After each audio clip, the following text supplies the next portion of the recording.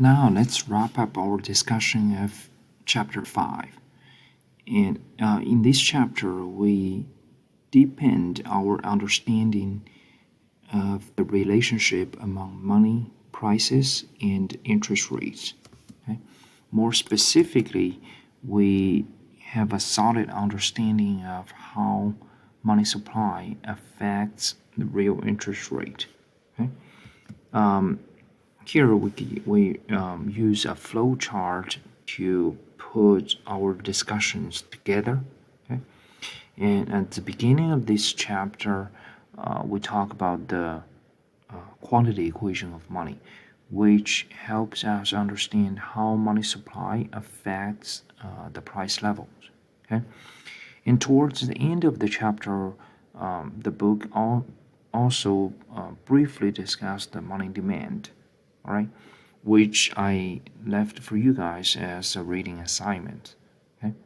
And if we put money supply and money demand together, of course, that will give us the price level, okay, the overall price level across all goods and services in the economy.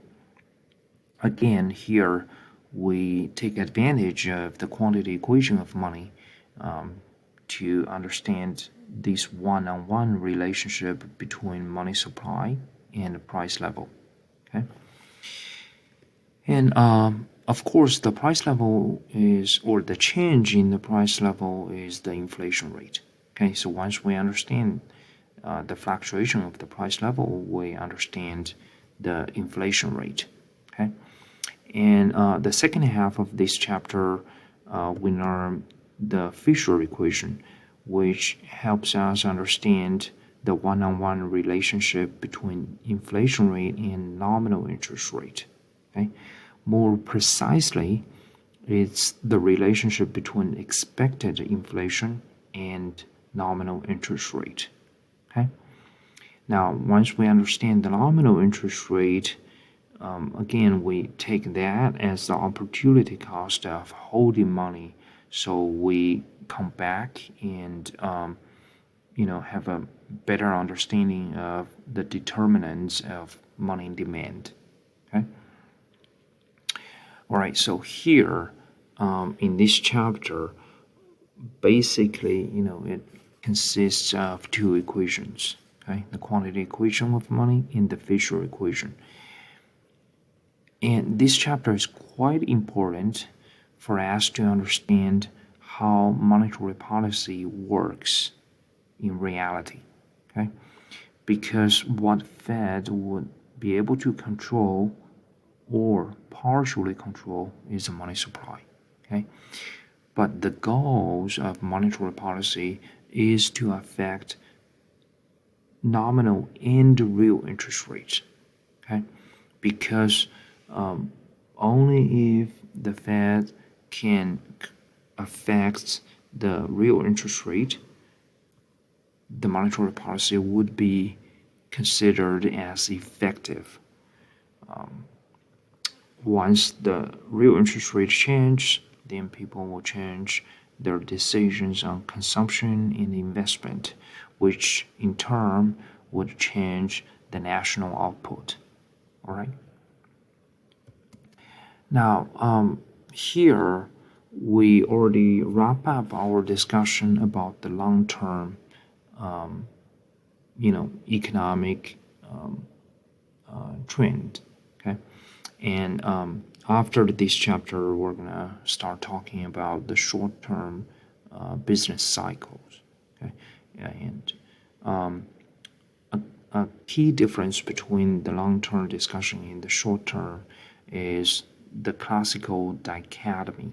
Okay, classical dichotomy means the separation of the real and nominal variables. In other words, when we look at the long term, we tend to believe that the real variables are determined. For example, as we said, in the real economy, and then the nominal variables are determined in the monetary economy. In these two, real versus monetary economies are separate from each other. Okay.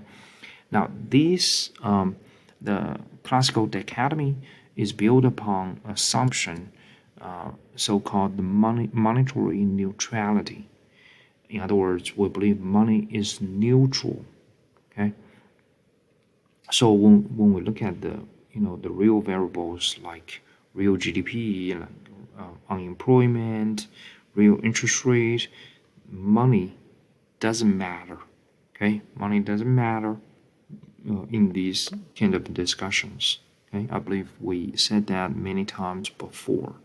Okay, so this will give us the difference between Neoclassical theory and Keynesian theory. Neoclassical theory is what we discussed in chapter 3 and all the way to chapter 7 when we talk about the unemployment rate. Okay, and or any kind of the long-term economic trend discussion. Okay. In neoclassical theory, again, we believe money is neutral. Okay, we believe that money doesn't have any real effect upon the real variables. Okay, like real GDP, as we said, a real wage, even a real interest rate. Okay. However, a Keynesian economist doesn't believe that. Okay, the Keynesian theory believes that money does have the real effect, okay, upon our economic decisions, at least in the short run. Okay, in other words,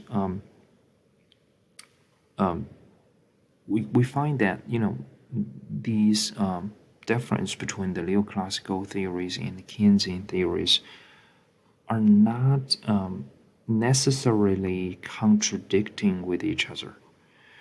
In other words, when we look at the short run, we tend to believe that the Keynesian theories might be closer to what is happening out there. When we look at the long term, we tend to believe that the neoclassical theories are more appropriate. Okay, of course, this is the open-end question.